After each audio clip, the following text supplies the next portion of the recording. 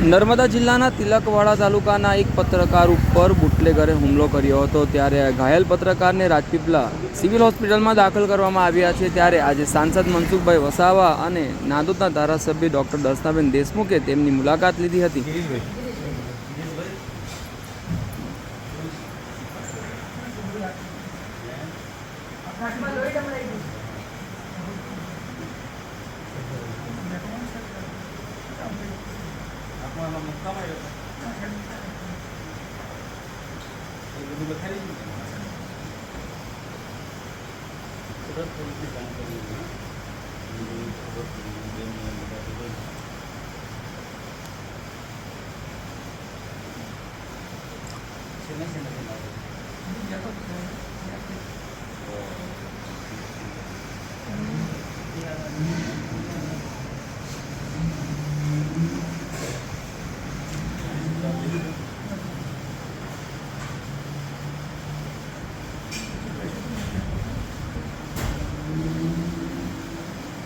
આ મુલાકાત દરમિયાન સાંસદ સમક્ષ બીજો એક બુટલેગરના હુમલાનો કિસ્સો સામે આવ્યો હતો, જેમાં ભરૂચ જિલ્લાના ઉમરલા નજીક વાઘપુરાના એક ઉંમરલાયક વ્યક્તિ અને એક યુવાન ઉપર બુટલેગરોએ અદાવત રાખીને હુમલો કર્યો હોવાનું સામે આવ્યું હતું। ત્યારે સાંસદે તેમની પણ પૃચ્છા કરી હતી અને આક્રોશ વ્યક્ત કર્યો હતો। ના આ કોણે માર્યું તમને?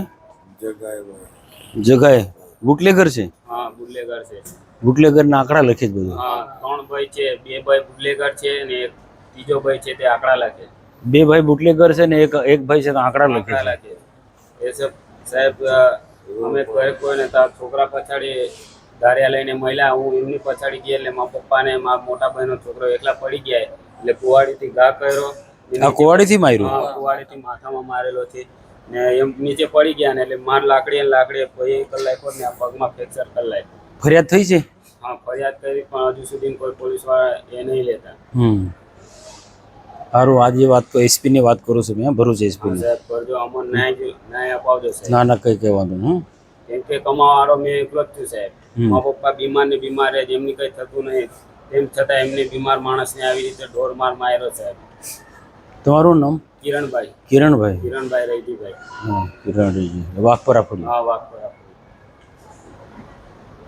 કઈ વાંધો નહીં, આવું કંઈક હોય ને તમને તમારા જ્યાં થોડું જાણ કરી દેવાનું, ફોનથી કહી દેવાનું। કોન્ટેક્ટ નહીં એટલે ગરીબ માણસો આવે તમારા છે હમણે કોણ અમારું? સારું, કઈ વાંધો નહીં। હા।